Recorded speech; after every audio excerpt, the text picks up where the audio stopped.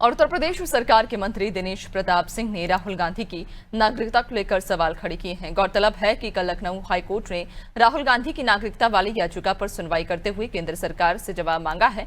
इसी मुद्दे पर मंत्री दिनेश प्रताप सिंह ने कहा कि जो अमेरिका में जाकर देश का अपमान करें वो देश का नागरिक नहीं हो सकता है। उन्होंने राहुल गांधी को नकली गांधी और फसली हिंदू कहा है।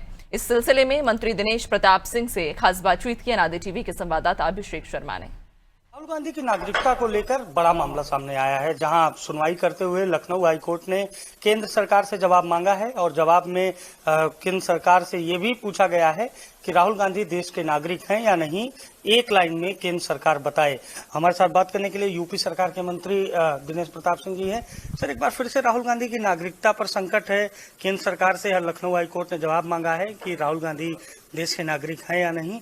क्या लग रहा है कि केंद्र सरकार का क्या जवाब होगा और राहुल गांधी की नागरिकता पर सवाल क्यों? क्योंकि वो तो आपकी गृह जनपद रायबरेली से सांसद। देखिए, अभी जब थोड़े दिन पहले नेशनल हेराल्ड केस का विषय आया तो भी यह कहा गया कि ये सरकार की विपक्ष को दबाने की नीति है, सरकार द्वारा परेशान किया जा रहा।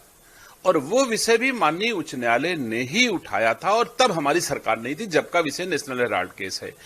वैसे ही आज माननीय उच्च न्यायालय ने जो आदेश किया है, ये भी कल प्रतिक्रिया आएगी कि साहब वो तो बदले की भावना से सरकार कर रही। माननीय उच्च न्यायालय में कोई जाता है और माननीय उच्च न्यायालय कोई आदेश करता है, इसके लिए तो न्यायालय सक्षम है, उसमें सरकार का कोई रोल नहीं है। अब उनको सिद्ध करना चाहिए कि वो ब्रिटिश नागरिक हैं या भारत के नागरिक हैं। और एक धोखा देने की भारतवासियों को एक पराकाष्ठा है।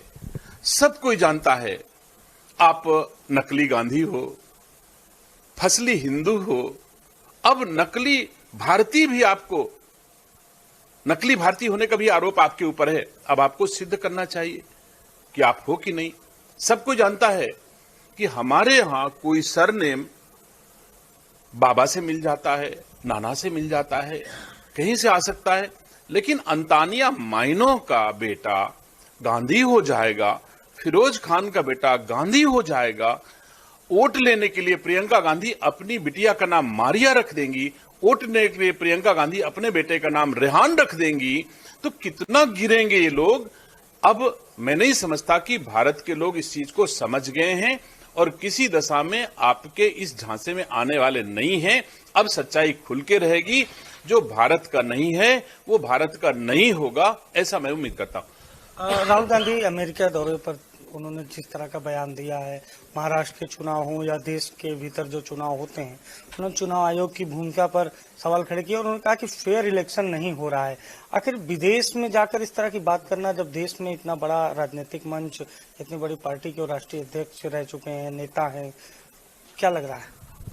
अब तो माननीय उच्च न्यायालय में जो वादी गए हैं और माननीय उच्च न्यायालय की मंशा मुझे जरूर उचित प्रतीत होती है।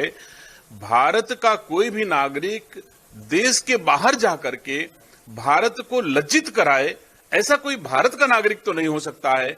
कोई विदेशी नागरिक ही ऐसा हो सकता है जो ये जाकर के कहे कि साहब भारत अच्छा नहीं है, हिंदुस्तान अच्छा नहीं है। ऐसा जो कह सकता है वो उसके रंगों में भारत का खून नहीं हो सकता। आपके अनुसार भी राहुल गांधी देश के नागरिक नहीं है, आप ये मानते हैं?